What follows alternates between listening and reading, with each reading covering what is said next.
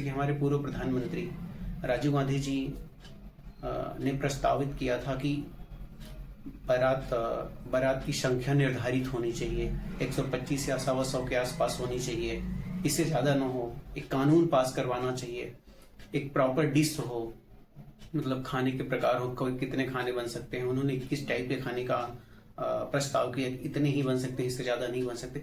आखिर में ये होना चाहिए सबके लिए कि हर कोई एफोर्ड कर पाए, सबके लिए समान चीज़ें हो जाए। नहीं तो फिर अंबानी अलग चिल्ला रहे हैं, अडानी जी के यहाँ जो भी शादियाँ हैं, जो बड़े लोग हैं, जो संपन्न हैं, वो तो लाख 2 लाख 50 करोड़ों भी खर्च कर सकते हैं। हेलो दोस्तों, नो योर सेल्फ के इस नए एपिसोड में आपका फिर से स्वागत है। हम सभी जानते हैं भारत एक विविधतापूर्ण देश है। यहाँ परिवार और सामाजिक रिश्तों को अहम स्थान दिया गया है। यहाँ की जीवन शैली भी रीति रिवाजों और परंपराओं के इर्द गिर्द बुनी हुई है। यहाँ जीवन, शादी, तीज त्योहार, मृत्यु और घर निर्माण तथा व्यवसाय शुरुआत करने समेत सभी के एकदम नियम निर्धारित किए गए हैं। सबका एक परंपरा है, सबकी एक रीति है, कैसे क्या चीज़ की जाएंगी। हमारे यहाँ शादी भी अहम स्थान रखती है। हमारे यहाँ शादी को भी दो जनों के बीच सिर्फ एक रिश्ता नहीं होता, अर्थात अपितु ये दो परिवारों, दो खानदानों, कभी कभी तो दो समाजों के बीच जुड़ाव का माध्यम बन जाता है। ऐसे में शादी सिर्फ व्यक्तिगत मामला न होकर के बल्कि एक सामाजिक और सांस्कृतिक आयोजन बन जाता है। दोस्तों, समय जैसे जैसे बीतता गया, हमारे समाज के सभी संस्थाओं में कुछ न कुछ कुरीतियाँ व्याप्त होती गई। ऐसे ही 16 संस्कारों में सबसे महत्वपूर्ण मानी जाने वाली शादी भी पीछे नहीं है। इसमें भी आज कुरीतियाँ व्याप्त होती जा रही। आप सभी देख पा रहे होंगे कि जैसे इसमें दिखावापन इतना ज़्यादा हो रहा है, इतना शो ऑफ किया जा रहा है कि अपने धन बल और अपनी संपत्ति का, कि हम इतना खर्च करेंगे, हम इतने लोगों को बारात में बुलाएंगे, ये गाड़ियाँ देंगे, वो गाड़ियाँ देंगे। इस तरह की चीज़ें आप अपने घर समाज में देख पा रहे होंगे। इन्वेस्टमेंट बैंकिंग और पूंजी बाजार फर्म जेफरीज की एक रिपोर्ट की अगर मैं बात करूं तो भारत में शिक्षा पर जितना खर्च होता है उसका दोगुना शादी में खर्च किया जा रहा है। इसी रिपोर्ट के अकॉर्डिंग हम बात करें तो जो है 130 बिलियन अमेरिकी डॉलर, अर्थात अगर मैं भारतीय रुपयों में बात करूं तो 10.7 लाख रुपए की वैल्यू, मतलब इतने वैल्यू की इंडस्ट्री हमारे भारत में ये मौजूद है। खाद्य और किराने के बाद से ये दूसरी सबसे बड़ी इंडस्ट्री हमारे भारत में है। दोस्तों, पूरे भारत में इसी रिपोर्ट के अकॉर्डिंग ही लगभग 15,000 डॉलर की शादी, अर्थात भारतीय रुपयों में 12.5 लाख के आसपास हो जाएगी। इतने की शादी हमारे यहाँ हो रही है, जबकि हमारा प्री प्राइमरी से लेकर स्नातक या में ग्रेजुएशन तक की जो शिक्षा होती है इसके आधे में ही कंप्लीट हो जाएगी लगभग, है ना। तो हमारे समाज में आज ये बड़े चमक दमक इस अंधी आधुनिकता में हम सभी इश्तहारों के युग में या फिर विज्ञापन के दुनिया में बहुत आगे जा चुके हैं। अपने धन बल को इतना दिखा रहे हैं। कुछ इसी आंकड़े की बात अगर हम करें तो लगभग 20 से 30 लाख रुपए खर्च करने वालों की संख्या बहुत तेजी से हमारे समाज में बढ़ रही है। दोस्तों, इस 20-30 लाख में आपको जो है इसमें सिर्फ और सिर्फ शादी का टेंट का खर्चा, समाज मतलब सजावट का खर्चा, ये सभी चीज़ें इसमें इन्वॉल्व है। कैटरिंग का खर्चा, अगर इन सब चीज़ों में आपको जान करके हैरानी होगी कि इसमें ज्वेलरी और कपड़े का तो मतलब जोड़ा ही नहीं गया है। दोस्तों, आखिर इन सब के पीछे क्या रीज़न है कि हमारे समाज में इसको इतना शो ऑफ, इतना दिखावा किया जा रहा है कि हमारे पास ये है, ये सब कुछ करेंगे। ये थोड़ी इसके बारे में भी चर्चा कर लेते हैं। दोस्तों, जैसा कि हमने पहले कहा, दिखावा, प्रतिस्पर्धा, कि हमारे पास इतना पैसा है या इतना हम दे सकते हैं, ये सब चीज़ें हमारे समाज में अपील कर रही हैं और लोग इसको बड़े ही गर्व के नज़रिए से देखते हैं कि इनके समाज में, इनके यहाँ तो ये शादी में ये डिशेस बनी, इतनी गाड़ियाँ आई थी, इतनी बाराती आए थे, ये इस टाइप का खाना बना था, ये सब कुछ हो रहा है। और जो आजकल आप सभी लोग अपने आसपास देख ही रहे होंगे, जो हम लगभग, मैं मोटा मोटा 5 साल की बात करूं, जब मैं अपने गांव में रहा करता था, तो हल्दी और मेहंदी का तो कुछ चलन ही नहीं था। कहीं कहीं किसी के यहाँ सगाई होती थी, रिंग सेरेमनी ऐसा कुछ बोला जाता है, ये सब चीज़ें हो रही थी। लेकिन आज ये बहुत ही तीव्र गति से बढ़ता जा रहा है। इसके अपने खर्चे बढ़ते जा रहे हैं। वो रिंग का खर्चा, और फिर हम कहें या हल्दी में उसके ड्रेसेस अलग होंगे, मेहंदी के ड्रेसेस अलग होंगे, शादी के अपने अलग नखरे होते हैं। लड़की कहती है लहंगा इतने का होना चाहिए, ऐसा होना चाहिए। लड़का कहता है इतनी की शेरवानी, इतनी की जूती होनी चाहिए।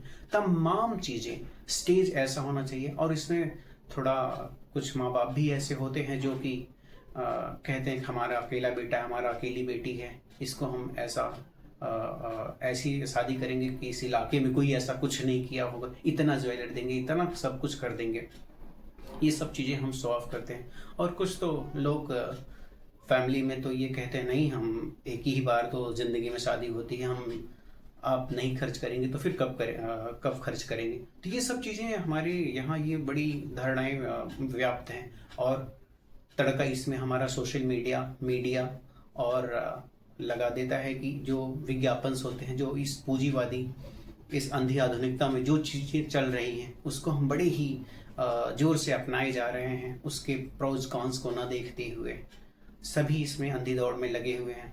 तो इस तरह की चीज़ें, इतनी टाइप की डिशेस, और शादी होने के बाद भी अपने अलग ही नखरे होते हैं। हर जगह हर चीज़ को हम वीडियोग्राफी, फोटोग्राफी, दुनिया की चीज़ें करते हैं, सब कुछ करते हैं। शादी के बाद भी पिकनिक का ट्रिप और हनीमून का ट्रिप, इसको भी, जिसको हम प्राइवेट समझते थे, इसको भी वीडियोग्राफी और फोटोग्राफी, ये सब आदि चीज़ें करवाई जा रही हैं।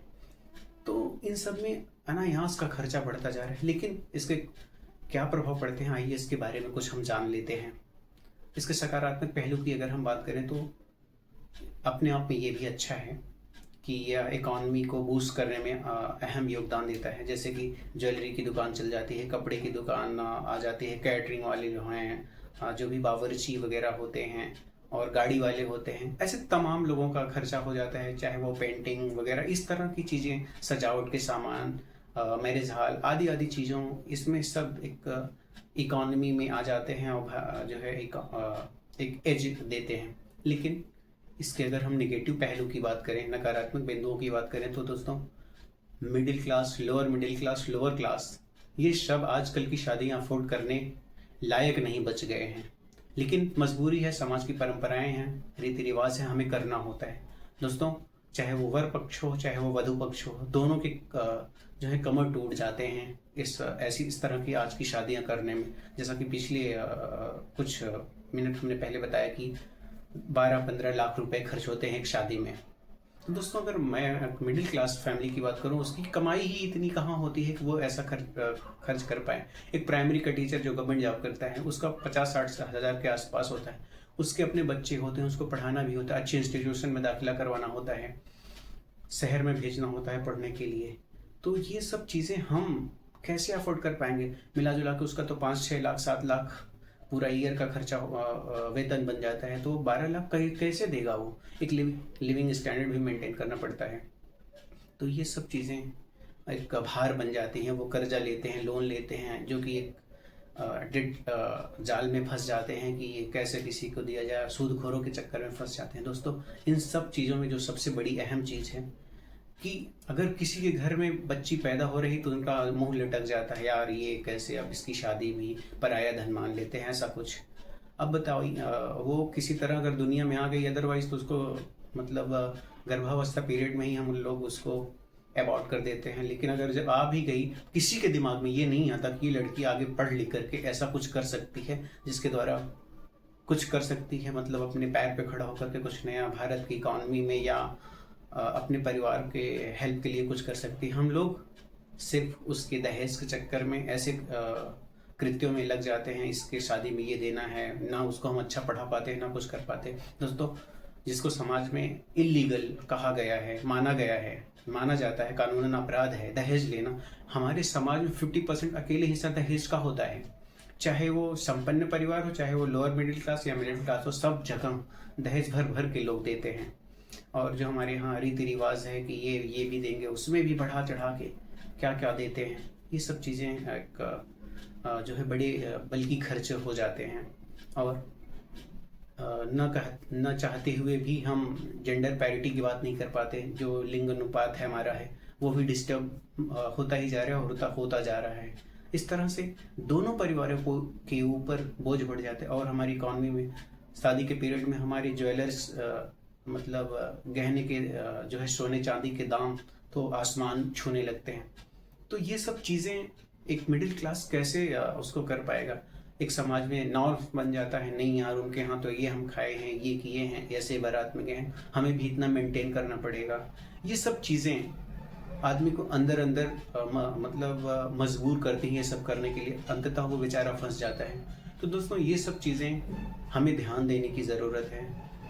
आइए अंततः हम यही कुछ बात करते हैं। जैसे कि हमारे पूर्व प्रधानमंत्री राजीव गांधी जी ने प्रस्तावित किया था कि बारात की संख्या निर्धारित होनी चाहिए, 125 या 125 के आसपास होनी चाहिए, इससे ज़्यादा ना हो। एक कानून पास करवाना चाहिए, एक प्रॉपर डिश हो, मतलब खाने के प्रकार हो, कोई कितने खाने बन सकते हैं। उन्होंने किस टाइप के खाने का प्रस्ताव किया, इतने ही बन सकते हैं, इससे ज़्यादा नहीं बन सकते।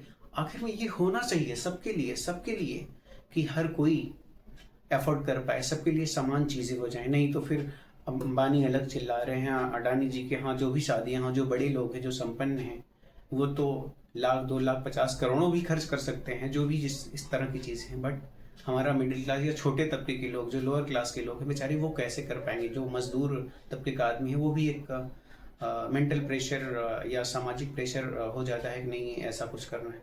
ये सब चीज़ों से बचने के लिए ऐसे कानून, ऐसे फ्यूचरिस्टिक अप्रोच को अपनाना है कि सबको एक समान लेवल प्लेइंग फील्ड जिसको हम कहते हैं वो मिले। सब शादी ही करना है, उसको हमें दिखाना क्यों, उसको भी एक कानून के दायरे में लाना चाहिए। दहेज तो हो गया है बट वो तो अभी तक सुधरा नहीं, लेकिन कम से कम अगर शादी ही सबको एक लेवल पे करने को मिले तो समाज में पैरिटी देखने को मिलेगी और कि कोई बड़ा या छोटा इस तरह की चीज़ें नहीं देखने को मिलेंगे।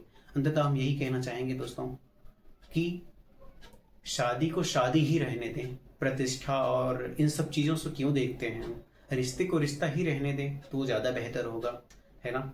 तो इस तरह की चीज़ें हम अपने पेरेंट्स जो भी हमारा वीडियो देख रहे होंगे उनसे अनुरोध है कि अपने बच्चों को जितना से ज़्यादा पढ़ा सकें, वही उनकी पूंजी है। अदरवाइज वो मायके में तो जो है पिता की छांव में रहती हैं और ससुराल में जाके पति की छांव में रह जाती है, वो भी कठपुतली बन जाती हैं। उनका निर्णय में कोई योगदान नहीं होता बिकॉज वो फिनेंशियली स्ट्रांग नहीं होती। तो ऐसा हम करें कि वो उनको फिनेंशियली स्टेबल कर पाएँ। जैसा कि शायद मैंने कहानी नहीं बताई अपने घर की, मैं चंद सेकंड में बताता हूँ। मैंने पिछले साल अपने घर में गया तो अपनी बहन से पूछा, मतलब मेरी कज़न थी, कि आपकी जो है एमए हो चुका है तो अब आप बीएड वगैरह कर लीजिए, बीटीसी वगैरह। खटाक से उन्होंने हमें जवाब दिया कि मेरे पापा के पास पैसे ही नहीं है तो हम कैसे एडमिशन करवाएं कहीं पे। लेकिन अभी हाल फिलहाल में मैं गाँव गया, उनसे पूछा कि जो है क्या कुछ चल रहा है, तो उन्होंने कहा मेरी शादी है, आपको आना पड़ेगा। अंकल से मेरी बात हुई तो ऐसे बताने लगे कि लड़के को ये देना है, लड़का ये किया है, वो किया है, ऐसा गाड़ी देना है, मतलब दहेज वहेज जो भी चीज़ें हैं। तो दोस्तों हमारे समाज की कड़वी सच्चाई है, अगर आप अपने बच्चों को स्ट्रांग नहीं बनाएंगे, अगर स्किल्ड नहीं बनाएंगे तो कैसे समाज से लड़ पाएंगे, मतलब अपने परिवार में, अपनी फैमिली में कैसे योगदान दे पाएंगे। तो अंततः फिर से मैं यही कहना चाहूँगा, सभी पेरेंट्स मिल करके अपने बच्चों को ज़रूर पढ़ाएं और आगे ले जाएं और दहेज जैसी कुरीतियों से दूर रहें और सबको बचाएं। और दिखावे के चक्कर में ना करके हम रियलिटी पे बात करें, रील्स पे नहीं। जो हमारा ज़माना चल रहा है रील्स का, अरे यार इनकी शादी वह इनकी शादी, क्यों कंपेयर करना। तो मोटा मोटा यही कहना था। बहुत बहुत धन्यवाद, आपने बड़े धैर्य से सुना। वीडियो अच्छी लगी है तो लोगों को ज़रूर भेजिएगा, उनको ज़रूर बताइए कि शादी ही करनी है, दिखावा नहीं करना है। ठीक है, बहुत बहुत धन्यवाद।